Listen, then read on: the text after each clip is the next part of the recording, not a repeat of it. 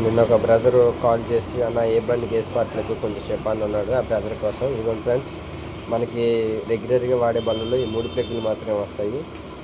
ఈ బ్లెక్ అయితే కనుక లెంత్ తక్కువ ఉంది కాబట్టి స్పిన్నర్లకి, 100cc బళ్ళకి, జూపిటర్లకి, 100cc బళ్ళకి, తర్వాత ప్లాటినా 100cc, డిస్కవరీ 100cc బళ్ళకి మాత్రం ఈ ప్లగ్లు వస్తాయి ఫ్రెండ్స్.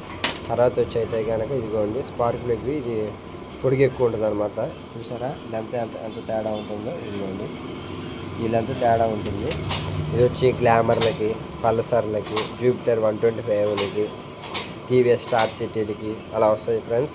మీరు బండి ప్లగ్ కూడా తీసేటప్పుడు అది 100cc 125cc అని చూసుకోండి. ఇదిగోండి ఇది కూడా లెంత్ తక్కువ ఉంటుంది, కాకపోతే లావు ఉంటుంది అనమాట. ఇది వచ్చి ఎక్సెల్ హెవీ డ్యూటీ బండికి వస్తాయి ఫ్రెండ్స్.